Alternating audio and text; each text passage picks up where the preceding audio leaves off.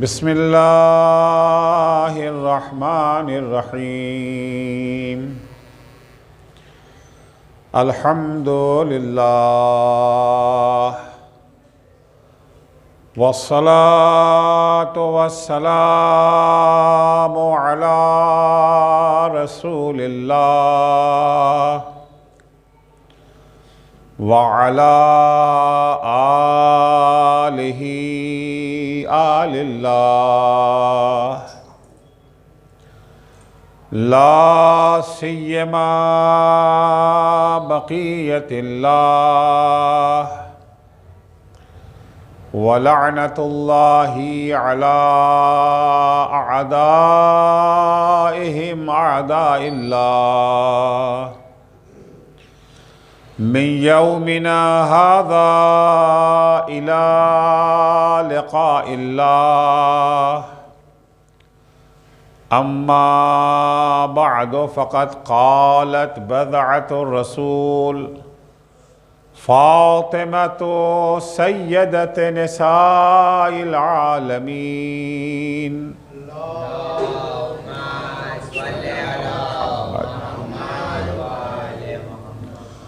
حبب إلي من دنياكم ثلاث تلاوة كتاب الله والنظر في وجه رسول الله والانفاق في سبيل الله صلوات پڑھیں گے محمد و آل محمد پر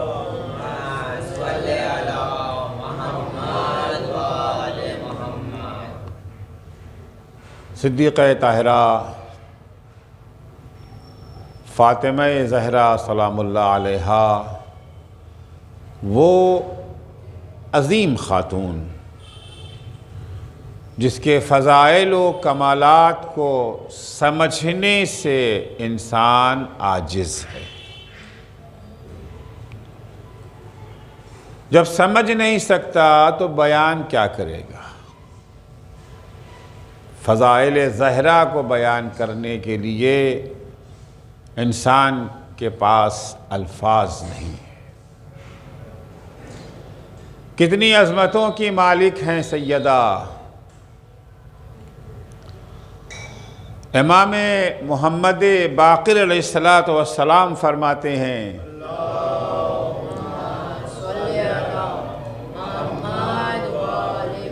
نحن حجج اللہ علی خلقہ، اللہ کی مخلوق کے لیے ہم حجت خدا ہیں۔ اللہ نے ہمیں اپنی مخلوقات کے لیے حجت بنایا ہے۔ وجدتنا فاطمہ حجت اللہ علینا، ہم سارے انسانوں پر حجت ہیں لیکن ہماری دادی فاطمہ زہرا ہمارے لیے حجت ہے۔ ائمہ کے لیے حجت خدا ہیں فاطمہ زہرا سلام اللہ علیہ۔ مولا کائنات سے سرور کائنات خطاب کر کے فرماتے ہیں یا علی انی راض عمن رضیت عنہ فاطمہ، امن رضیت عنہ ابنتی فاطمہ، میری بیٹی فاطمہ جس سے راضی ہو جائیں اس سے میں راضی ہوں۔ میری رضامندی اگر کسی کو چاہیے تو فاطمہ کو راضی کرو۔ وَكَذَلِكَ رَبِّي وَالْمَلَائِكَةُ، اسی طرح سے میرا پروردگار بھی اس سے راضی ہے جس سے فاطمہ راضی ہیں۔ فرشتے بھی اسی سے راضی ہیں جس سے فاطمہ راضی ہیں۔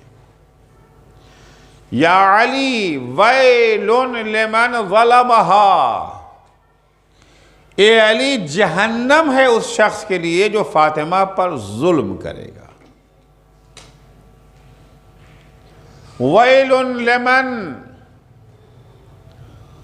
ابتغاء حقها، جہنم اس شخص کے لیے ہے جو فاطمہ کا حق غصب کرے گا۔ ویل لمن ہتک حرمتها، جو فاطمہ کی توہین کرے گا، بے احترامی کرے گا، بے حرمتی کرے گا، جہنم اس کے لیے ہے۔ ویل لمن احرق بابها، اے علی جو فاطمہ کے دروازے کو جلائے گا، جہنم اس کے لیے ہے۔ یا علی ویل لمن آذ خلیلها، اے علی جہنم اس کے لیے ہے جو فاطمہ کے شوہر کو تکلیف پہنچائے گا۔ وَوَيْلٌ لِمَنْ شَاقَّهَا وَبَارَزَهَا، جو فاطمہ کو تکلیف پہنچائے گا، جو فاطمہ کو اذیت پہنچائے گا، جو فاطمہ کے مقابلے میں آ جائے گا، جہنم اس کے لیے ہے۔ اس کے بعد حضور اللہ کو خطاب کر کے کہتا اللہم انی منہم بری وہم منی برا، اے اللہ فاطمہ پہ ظلم کرنے والے، فاطمہ کے شوہر کو ستانے والے، فاطمہ کے بے حرمتی کرنے والے، فاطمہ کے دروازے کو جلانے والوں سے میں بیزار ہوں اور وہ مجھ سے بیزار ہیں، ہمارا ان کا کوئی رشتہ نہیں ہے۔ اس عظمت کی مالک ہیں صدیقہ طاہرہ،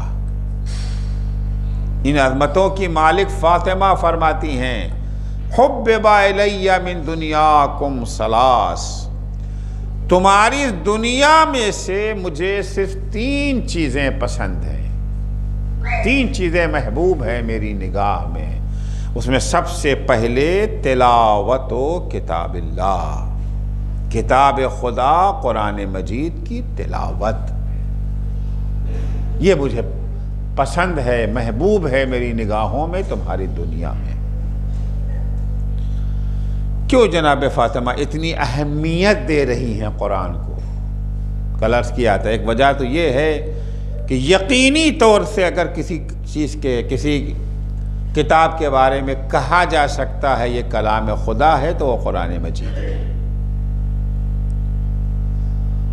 یقینی طور سے اگر کہا جا سکتا ہے کہ جتنا کلام خدا نے نازل کیا من نوعان وہ سب قرآن میں موجود ہے، نہ ایک لفظ کم ہے نہ ایک لفظ زیادہ ہے، جہاں تحریف کی گنجائش نہیں، تحریف کا امکان نہیں۔ اب ایک سوال یہاں یہ اٹھتا ہے کہ اللہ نے یہ عظیم کتاب کس لیے بھیجی؟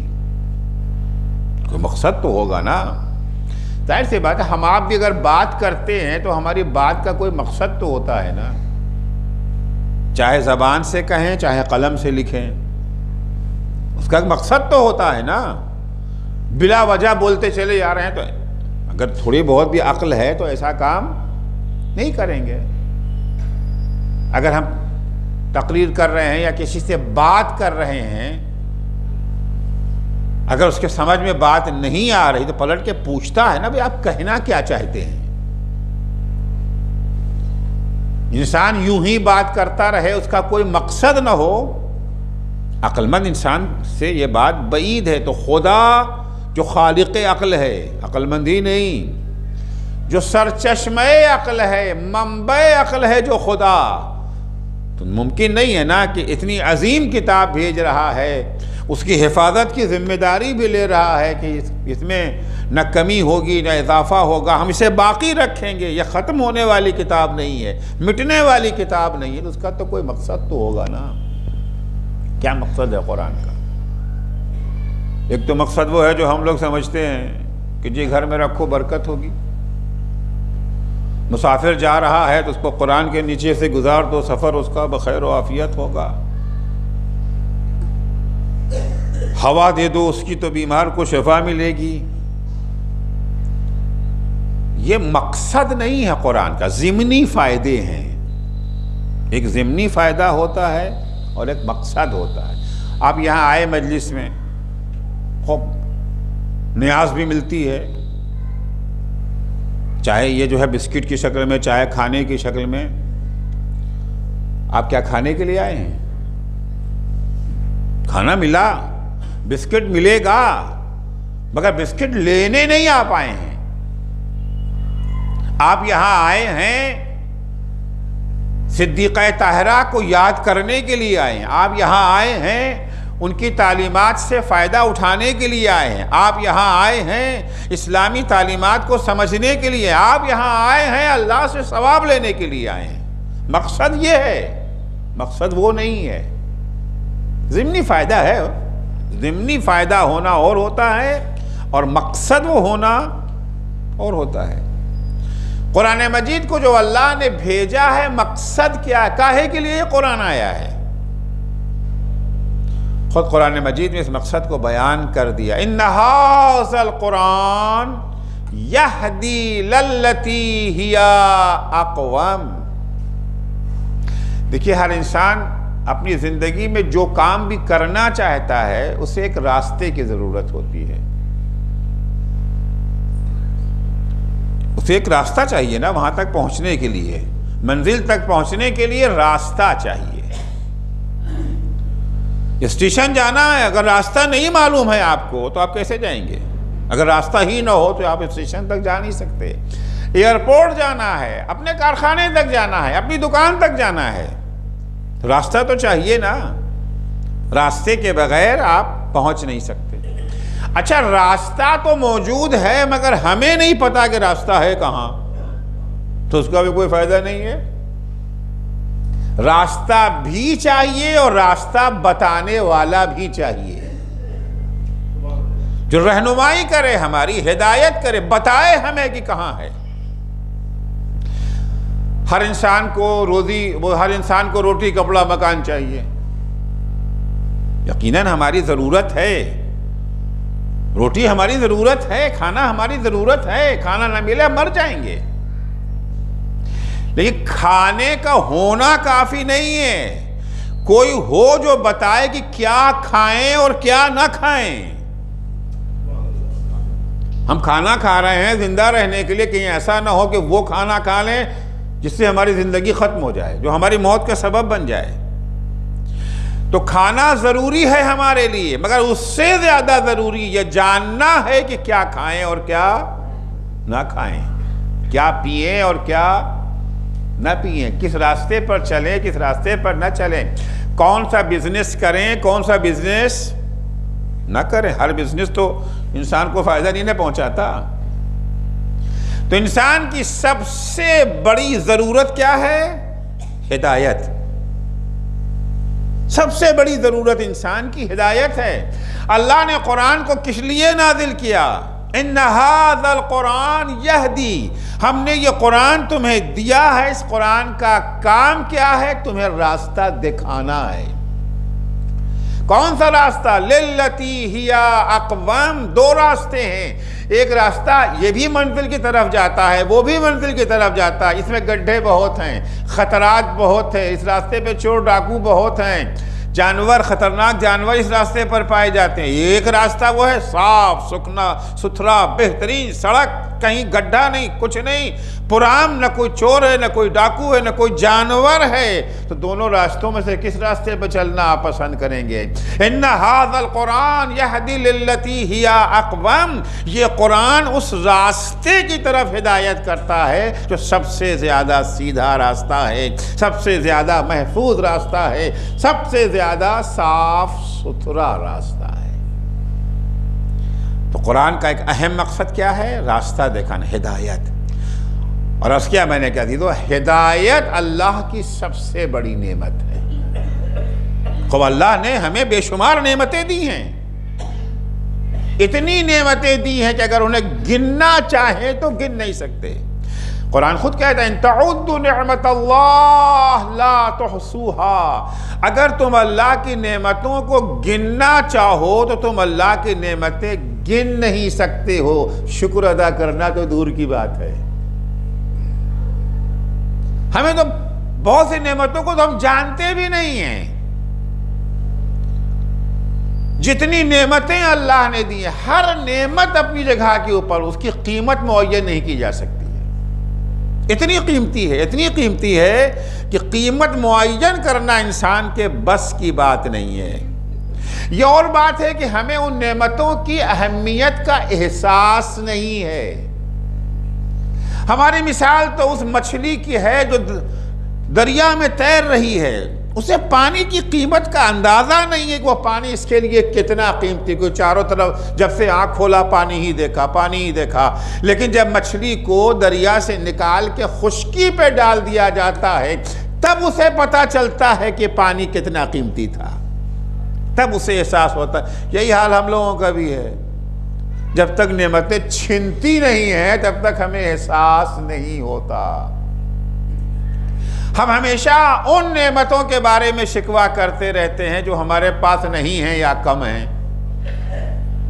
شکوہ ہی کرتے ہیں، اللہ تعالیٰ ہمیں کیا دیا ہے، مزے تو جو ہے امبانی بھائیوں کے ہیں، ہمارے پاس کیا ہے، ہمارے پاس کیا ہے، مزے تو امبانی بھائیوں کے، کیا اللہ نے ان کو نوازا ہے۔ ہمارا شاعر بھی ایک شکوہ یہی کرتا ہے کہ رحمتیں ہوتی ہیں اغیار کے کاشانوں پر، برف گرتی ہے تو بیچارے مسلمانوں پر، ہمارے تو مقدر میں فقط پٹنا ہے، مار کھانا ہے، اور ہمیں دیا کیا اللہ نے؟ کیا کمی ہے بھائی آپ کے پاس؟ کیا نہیں ہے؟ جی پیسے نہیں ہیں، اور کیا؟ وہ دیکھیے مکیش امبانی کے پاس کتنا پیسہ ہے، ہمارے پاس کیا ہے؟ ان کا گھر دیکھیے، ہمارا جھوپڑا دیکھیے۔ تو آپ کے پاس کیا چیز نہیں ہے؟ پیسہ نہیں ہے۔ اچھا، اور کیا کیا ہے؟ کیا نہیں ہے اور کیا ہے؟ کبھی موازنہ کیا اس کا مقابلہ؟ دیکھیے ایک انسان وہ ہے جس کی جیب میں 1000 روپے تھے، اگر 1000 روپے میں سے 100 روپیہ گر جائے کہیں تو بڑی بات ہے نا۔ 1000 میں سے 100 روپیہ اگر گر گیا، کسی نے یہ جو ہے نکال لیا، چوری ہو گیا، تو اس کو سوچنا پڑتا ہے، تھوڑا سا اس کے چہرے کا رنگ بدل جائے گا، غمزدہ ہو جائے گا۔ لیکن اگر کسی کے پاس 1000 کروڑ روپے ہیں اور اس میں سے 100 روپیہ کہیں گر جائے تو اس کی صحت پہ کوئی اثر پڑے گا؟ ذکر بھی نہیں کرے گا، سوچے گا بھی نہیں۔ اگر کہیں ذکر کر دے گا تو لوگ ہنسیں گے۔ 1000 کروڑ کا مالک ہو کے 100 روپے کے لیے بیٹھا رو رہا ہے۔ 1000 روپے والا اگر 100 روپیہ پر روئے تو بات سمجھ میں آتی ہے، لیکن جس کے پاس 1000 کروڑ ہے وہ 100 روپے کے اوپر اگر ماتم کرتا ہے تو لوگ ہنسیں گے اس کے اوپر۔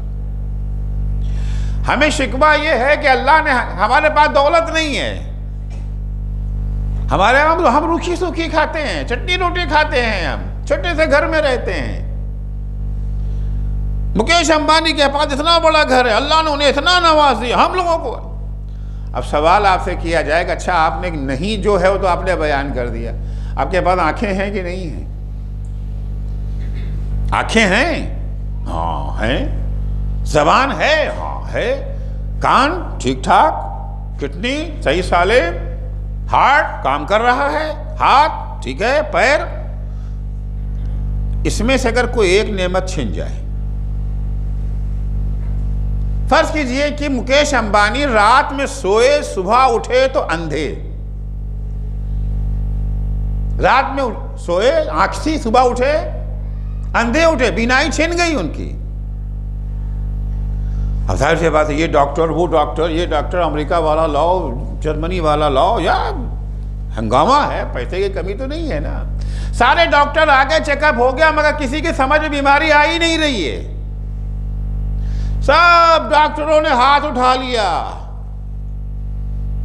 کہ ہمارے بس میں تو نہیں ہے ان کا علاج کرنا، کیا کریں؟ اچانک انہیں خبر ملی کہ راجولہ میں ایک مولانا رہتے ہیں، ایک پیش نماز صاحب ہیں، ان کے پاس آنکھوں کا نسخہ موجود ہے۔ صلوات پڑھے محمد آل محمد۔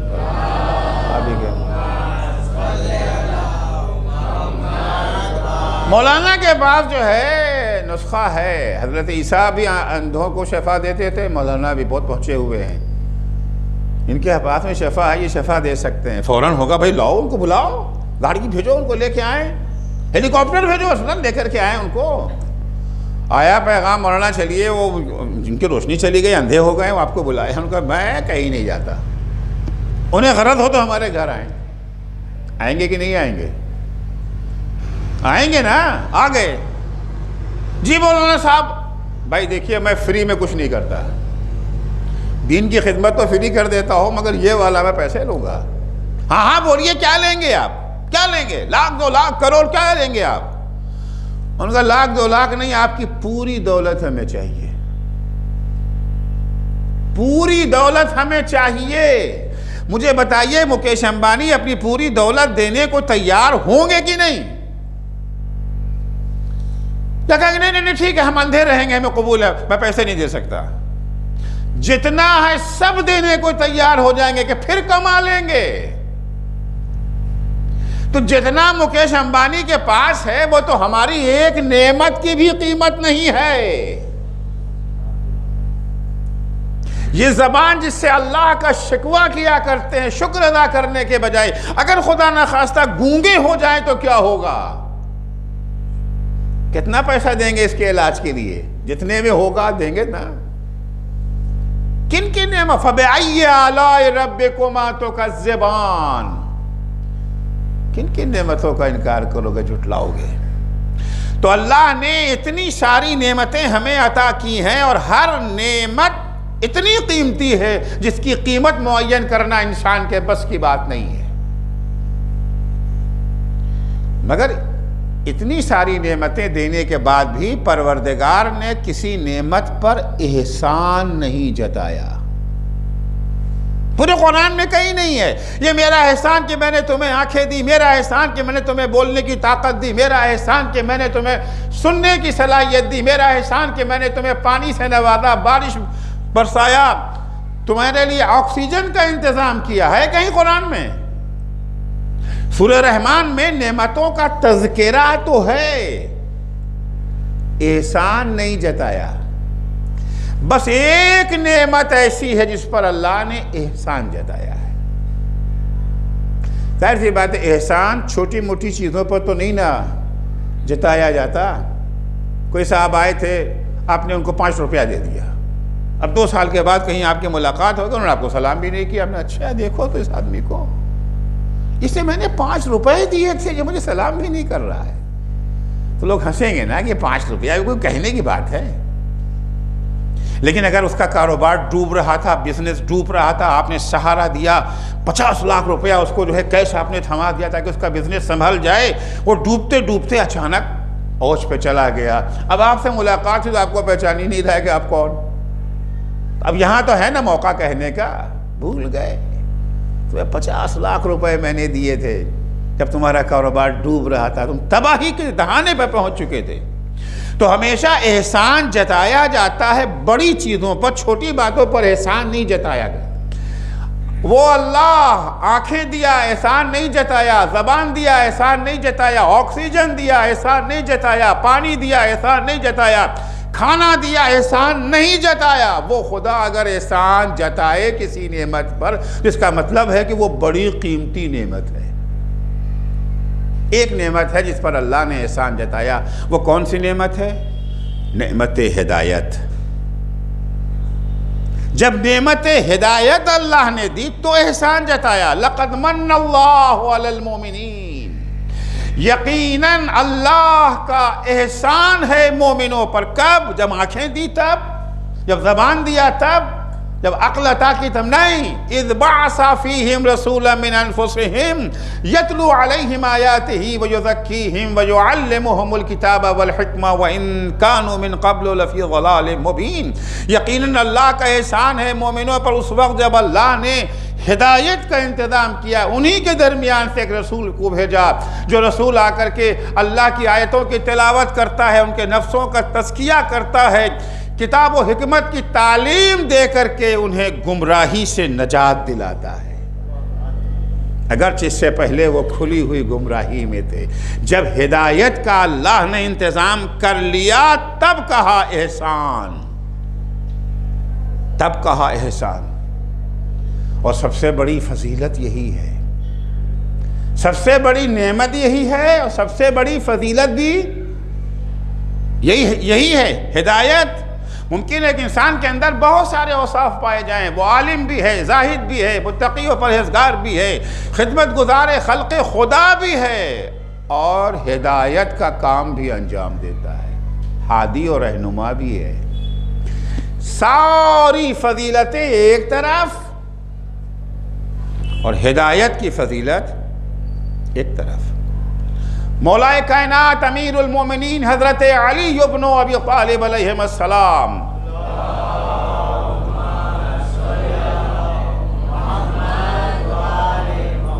بہت سارے صفات کے ہاں مالک ہیں، بہت سارے صفات کے مالک ہیں۔ شجاعت ان کے ہاں، سخاوت ان کے ہاں، علم ان کے ہاں، زہد ان کے ہاں، تقوی ان کے ہاں، سارے فضائل ہیں نا۔ یہ سارے فضائل کے ساتھ ساتھ علی کی ایک صفت اور ہے، وہ ہے علی کا ہادی ہونا۔ علی کا ہادی ہونا، بندوں کی ہدایت کا ذمہ دار ہونا۔ پیغمبر اکرم صلی اللہ علیہ وآلہ وسلم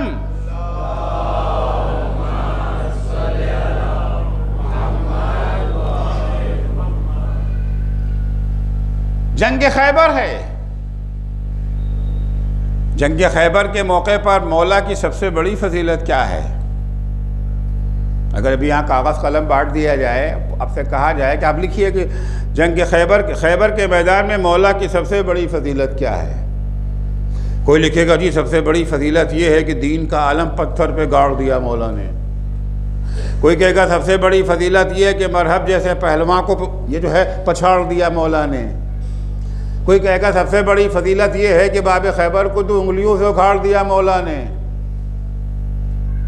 کوئی کہے گا کہ وہ جنگ جو بار بار جا کر کے بھاگ کر کے واپس آیا کرتے تھے، مولا نے اس جنگ کو جیت لیا ہے، سب سے بڑی فضیلت ہے۔ یقیناً یہ سب فضیلتیں ہیں، لیکن یہ سب سے بڑی فضیلت نہیں ہے۔ سب سے بڑی فضیلت مولا کی کیا ہے؟ سب سے بڑی فضیلت وہ جو مولا کی پیغمبر نے بیان کیا ہے۔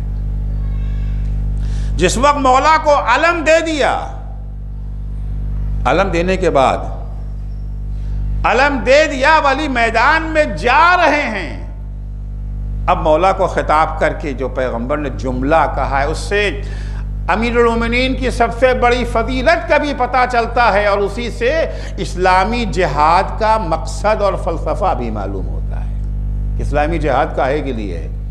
اسلامی جہاد کیا دوسروں کے زمین پہ قبضہ کرنے کے لیے ہے؟ دوسروں کے قدرتی ذخائر کو ہڑپنے کے لیے ہے؟ اپنی حکومت کا دائرہ بڑھانے کے لیے؟ دوسروں کو غلام بنانے کے لیے؟ نہیں۔ پیغمبر علم دینے کے بعد مولا سے کہتے ہیں یا علی لئن یہدی اللہ بک رجلا خیر لک من الدنیا وما فیہا، اے علی اگر اللہ تمہارے ذریعے سے کسی ایک بھٹکے ہوئے انسان کو راہ راست پہ لگا دے تو یہ تمام فضیلتوں سے بڑھ کے تمہاری فضیلت ہے، تمام فضیلتوں سے بڑھ کے یہ تمہاری فضیلت۔ تو سب سے بڑی فضیلت مولا کائنات کی کیا ہے؟ ہادی ہونا ہے۔ سب سے بڑی نعمت اللہ کی کیا ہے؟ ہدایت ہے۔ جس وقت جناب موسیٰ اور جناب ہارون کو اللہ نے فرعون کے پاس بھیجا ہے، فرعون کی ہدایت کے لیے بھیجا، فرعون کی رہنمائی کے لیے، اذهبا الى فرعون انه طغى، جاؤ فرعون کے پاس، وہ سرکش ہو گیا ہے، سمجھاؤ اسے۔ جب جناب موسیٰ اور جناب ہارون آئے ہیں فرعون کے دربار میں اور فرعون کو اللہ کی طرف دعوت دی ہے، تو فرعون انجان بن گیا۔ انجان یعنی جانتا تو ہے مگر جان کر کے انجان بن جاتا ہے نا کبھی کبھی آدمی، جسے جانتا ہی نہیں ہے، انجان بن گیا اور سوال کرتا ہے من ربکما یا موسیٰ، اے موسیٰ اور ہارون یہ بتاؤ کہ تم دونوں کا رب ہے کون؟ کس رب کی بات تم کر رہے ہو؟ کس کی طرف بلا رہے ہو؟ رب تو میں خود ہی ہوں، انا ربکم الاعلی، سب سے بڑا رب تو میں خود ہوں، اب تم مجھے کس رب کی طرف لے جا رہے ہو؟ ہے تمہارا رب کون؟ یہاں پر جناب موسیٰ نے جو اپنے رب کا تعارف کرا، کون ہے رب؟ خب اللہ کے بہت سارے صفات ہیں نا، ان سارے صفات میں سے جس صفت کو جناب موسیٰ نے انتخاب کیا وہ کیا ہے؟ جناب موسیٰ فرماتے ہیں ربنا الذی اعطا کل شیء خلقہ ثم ہدا، ہمارا رب وہ ہے، ہمارا پروردگار وہ ہے جس نے ہر مخلوق کو جو اوزار اس کے لیے ضروری تھا وہ اسے عطا کر دیا، اسے پیدا ہی نہیں کیا، پیدا کرنے کے بعد اوزار بھی دیا۔ اگر ہمیں ہاتھ چاہیے تھا دے دیا، آنکھیں چاہیے تھی، ہاتھ نہ ہوتا، آنکھیں نہ ہوتی، پیر نہ ہوتا تو کیا ہوتا؟ فقط ہم ہوتے، ایک لوتھڑا پڑا ہوتا۔ کبھی سوچئے، جو اوزار ہمیں چاہیے تھا، ہمیں ہی نہیں، جس مخلوق کو جو اوزار چاہیے تھا، چھوٹی سے چھوٹی مخلوق، بڑی سے بڑی مخلوق، جس مخلوق کو گھاس کھانا تھا اسے گھاس والا دانت دے دیا، جسے گوشت کھانا تھا اسے گوشت والا دانت عطا کر دیا۔ ربنا الذی اعطى كل شيء خلقا، ہمارا پروردگار وہ ہے، ہمارا رب وہ ہے جس نے ہر مخلوق کو اس کا ضروری اوزار دے دیا۔ فقط اوزار ہی نہیں دیا، اوزار کا چلانا بھی سکھایا، کیونکہ اوزار ہونا کافی نہیں نہ ہے۔ گاڑی ایک اوزار ہے آنے جانے کے لیے، گاڑی ہے، گاڑی چلانا نہیں آتا۔ پورے راجولہ میں نہ ہمیں چلانا آتا ہے نہ کسی اور کو، یہ گاڑی تو کوڑا ہی مانی جائے گی نا، کیا فائدہ ہے اس گاڑی کا؟ ایک کوڑے کا اضافہ ہو گیا۔ اگر گاڑی کا چلانا ہی نہیں آتا ہے تو گاڑی بیکار ہے نا۔ تو گاڑی کا ہونا کافی نہیں ہے، بس گاڑی کا چلانا بھی آنا چاہیے۔ جناب موسیٰ فرماتے ہمارا رب وہ ہے جس نے ہر مخلوق کو اس کا ضروری اوزار بھی عطا کیا، ثم ہدا، پھر اس کا چلانا بھی سکھایا۔ ہم پیدا ہو گئے، پیدا ہونے کے بعد انسان کو سب سے پہلی چیز کیا چاہیے؟ خوراک، غذا چاہیے نا۔ پیدا کرنے کے بعد ہمیں اللہ نے ہماری خوراک کا انتظام، ماں کے سینے میں ہماری خوراک فراہم کر دی۔ اتنا ہی نہیں، سینے میں ہماری خوراک پیدا کی اور دل میں ہماری محبت پیدا کر دی، ممتا۔ اگر یہ ممتا نہ ہوتی تو کون ماں اپنے بچے کو دودھ پلاتی؟ یہ ممتا ہی ہے جس کی بنا پر آدھی رات کو ماں اپنے بستر کو چھوڑ کے کھڑی ہو جاتی ہے۔ وہ لڑکی جو بچے کی ولادت سے پہلے، شادی سے پہلے اٹھ کر کے ایک گلاس پانی کے لیے بھی تیار نہیں ہوتی تھی اٹھنے کے لیے، وہ اپنی نیند کو قربان کر رہی ہے آدھی رات میں۔ جدھر بچے کو احساس ہوا کہ میرا بچہ بھوکا ہے، اٹھ گئی نا، کون اٹھاتا ہے؟ یہ ممتا ہے جو اٹھا رہی ہے اسے۔ تو اللہ نے ہماری غذا ماں کے سینے میں پیدا کی، ماں کے دل میں ممتا ڈالی، ماں ممتا سے مجبور ہو کر کے اس نے اٹھا کر کے اپنے سینے سے لگا لیا۔ پھر اللہ نے ہمیں وہ اوزار دیا، دودھ پینے کے لیے منہ چاہیے تھا نا، یہ نہ ہوتا تو کیسے پیتے؟ وہ اوزار بھی دے دیا۔ اچھا اوزار مل گیا، منہ کا ہونا کافی نہیں ہے، منہ چلانا بھی تو آنا چاہیے۔ اگر منہ چلانا نہ آتا ہو، بچہ فقط سینے کو منہ میں لے لے تو کیا دودھ پی سکے گا؟ ہرگز نہیں۔ اللہ نے فقط منہ دیا نہیں، فقط دہن دیا نہیں، چلانا بھی سکھایا۔ ثم ہدا، یہ بچے کو منہ چلانا کس نے سکھایا؟ دودھ پینے کا طریقہ کس نے سکھایا؟ اماں نے سکھایا، ابا نے سکھایا۔ ابھی تو اماں ابا کی بات سمجھنے کے لائق بھی نہیں ہے بچہ۔ ثم ہدا، پروردگار نے سکھایا۔ تو اتنے سارے اوصاف پروردگار میں سے جناب موسیٰ نے جس صفت کا انتخاب کیا وہ صفت ہدایت ہے۔ اتنی اہمیت ہے اس ہدایت کی، اس رہنمائی کی۔ یہ قرآن اللہ نے کس لیے نازل کیا؟ ان ھذا القرآن یہدی للتی ہی اقوم، اللہ نے یہ قرآن اس لیے نازل کیا ہے کہ یہ قرآن ہدایت کرتا ہے اس راستے کی طرف جو بہترین راستہ ہے۔ صدیقہ طاہرہ اگر قرآن کے بارے میں کہتے حبب الی من دنیاکم ثلاث، تلاوت کتاب اللہ والنظر فی وجہ رسول اللہ والانفاق فی سبیل اللہ۔ قرآن کی عظمت کے پیش نظر، قرآن کی اہمیت کے پیش نظر، یہ قرآن کی عظمت ہی ہے کہ یہ خاندان ایک لحظے کے لیے یہ قرآن سے جدا نہیں ہوا۔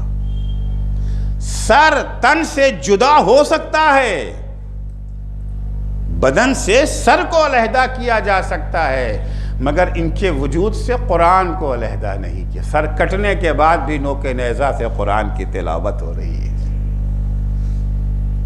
جلیس القرآن، حلیف القرآن، ہمیشہ قرآن کے ہمراہ، ہمیشہ قرآن کے ساتھ۔ کل عرض کیا تھا کہ صدیقہ طاہرہ ایک لہجے کے لیے بھی قرآن کی تلاوت سے غافل نہیں ہوتی تھی۔ ان کے گھر میں قرآن کا اتنا چرچا تھا کہ ان کے گھر کی کنیز 20 سال تک گفتگو کرتی ہے تو قرآن کے ذریعے گفتگو کرتی ہے۔ انشاءاللہ بیان کروں گا بعد میں۔ جناب فضہ 20 برس تک قرآن کے سوا کوئی زبان پہ لفظ آیا ہی نہیں، بات بھی کرتی تھی قرآن کے ذریعے سے۔ اتنا قرآن پہ تسلط، اتنا قرآن پہ رچ بس گئی تھی۔ یہ ہے فاطمہ، یہ ہے فاطمہ کی تربیت کا اثر، یہ ہے فاطمہ کی تربیت کا انداز۔ لیکن اس فاطمہ کے ساتھ امت نے کیا سلوک کیا، کیا برتاؤ کیا اس فاطمہ کے ساتھ؟ اس فاطمہ کے ساتھ امت نے وہ سلوک کیا کہ بابا کے بعد جتنا دن زندہ رہی، 75 دن یا 95 دن، عالم یہ تھا، روایت کے جملے ہیں، باقیت العین مقصبت الراس، ہمیشہ فاطمہ کی آنکھوں سے آنسو جاری تھے، ہمیشہ فاطمہ کے سر پہ رومال بندھا رہتا تھا، اتنا درد تھا فاطمہ کے سر میں، شدت علم کی بنا پر رومال باندھے رہتی تھی فاطمہ۔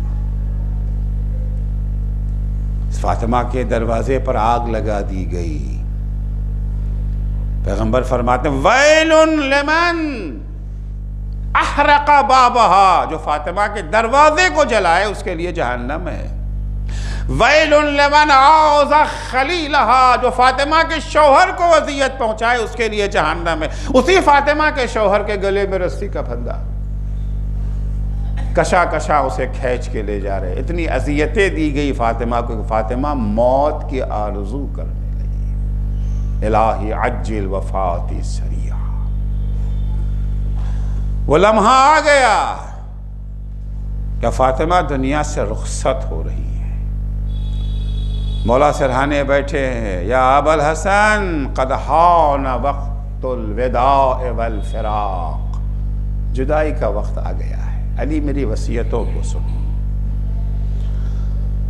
بی بی مولا سے وصیت کرتی، یا علی غسلنی وکفنی وحنتنی ودفنی وصل علی باللیل، اے علی مجھے اپنے ہاتھوں سے غسل دینا، اے علی اپنے ہاتھوں سے مجھے کفن پہنانا، اپنے ہاتھوں سے مجھے دفن کرنا، اور تم ہی مجھ پر نماز پڑھنا، اور یہ سارا کام رات میں کرنا۔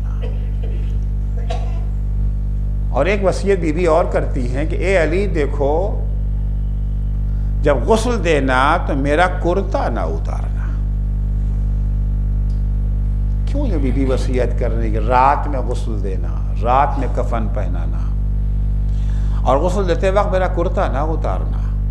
یہ کرتا نہ اتارنے کی وصیت کا راز ہمیں زندان شام میں پتہ چلا۔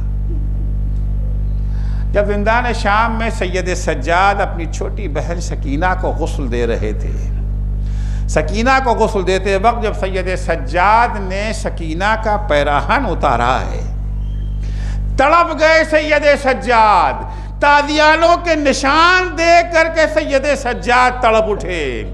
شاید اسی لیے فاطمہ نے وصیت کیا تھا، اے علی میرا کرتا نہ اتارنا، تاکہ پشت فاطمہ پہ تادیانے کے نشان نہ دیکھنے پائے۔ علی اجرکم اللہ۔ بی بی نے وصیت کر دی اپنی۔ دوسرا دن آیا، اسما کہتی ہیں کہ میں نے محسوس کیا کہ آج بی بی کی طبیعت کچھ بہتر نظر آ رہی ہے، مجھے بڑی خوشی ہوئی۔ معصومہ اٹھی ہیں، غسل کیا ہے، اس کے بعد حسن و حسین کو بھی بھیج دیا مسجد، مولا کائنات کو بھی مسجد بھیج دیا۔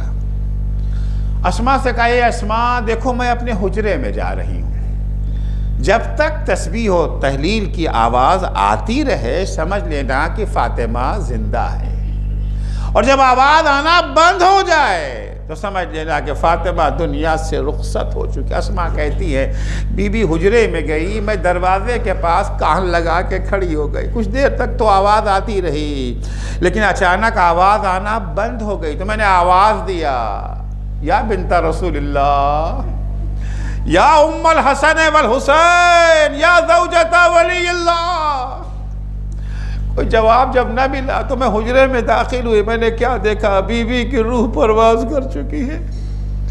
بیوی کی روح پرواز کر میں حجرے سے باہر نکلی. اچانک حسن و حسین کو دیکھا کہ گھر میں داخل.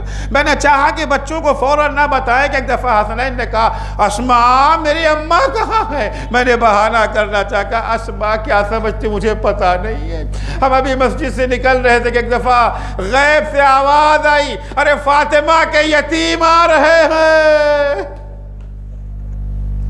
اجرکم اللہ. حسنین کو اسماء نے بتایا کہ اماں تمہاری رخصت ہو گئی. اس کے بعد اسماء مسجد کی طرف بڑھی مولا کو خبر دینے کے لیے. حسن و حسین بھی جو ہے ان کے ہمراہ چلے.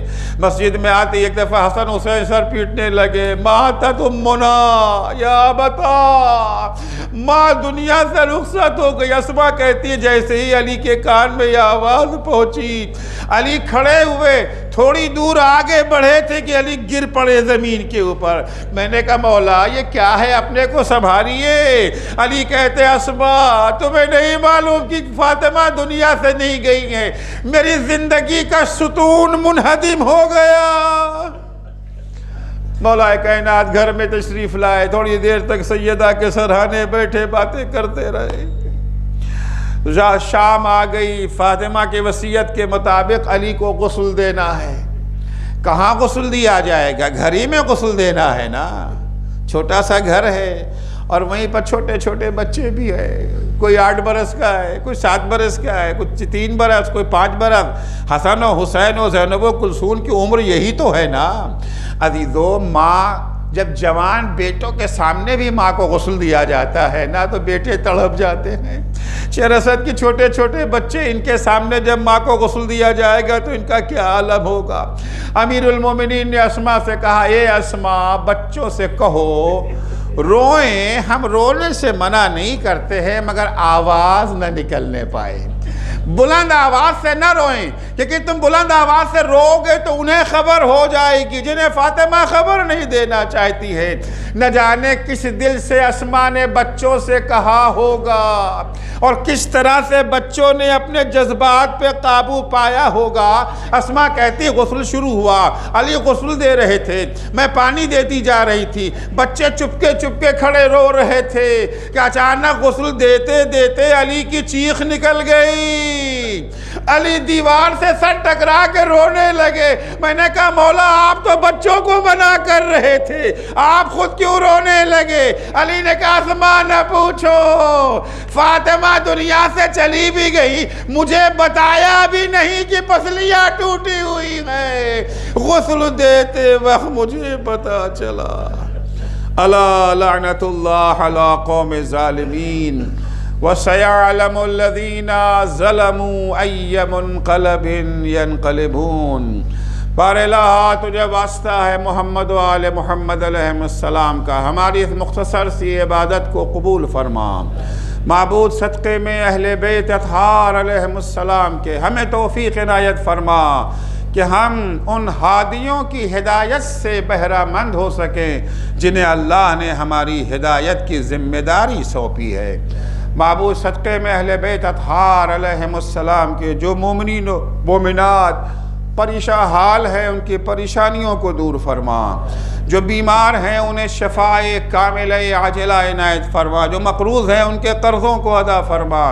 جو بے روزگار ہیں انہیں حلال اور پاکیزہ روزگار عنایت فرما. جو صاحب روزگار ہیں ان کے روزگار میں مزید ترقی اور انہیں اپنے بے روزگار بھائیوں کی مدد کی توفیق عنایت فرما. جو بے اولاد ہیں انہیں نیک اور صالح اولاد عنایت فرما. جو صاحب اولاد ہیں انہیں اپنی اولاد کی دینی تعلیم و تربیت کی توفیق عطا فرما. بار الہ شیعیان حیدر کرار, محبان اہل بیت اطہار, زائران سید الشہداء, عزاداران مظلوم کربلا جہاں کہیں بھی ہوں ان کی جان مال عزت آبرو کی حفاظت فرما. مراجع کرام اور رہبر معظم انقلاب اسلامی کی حفاظت فرما. امام زمانہ کے ظہور میں تعجیل فرما. جب حضرت کا ظہور ہو تو ہمارے اعمال ایسے ہوں کہ ہم ان کے اصحاب و انصار میں شمار ہو سکیں. اللہم عجل فی فرج مولانا صاحب الزمان وجعلنا من اعوانه وانصاره.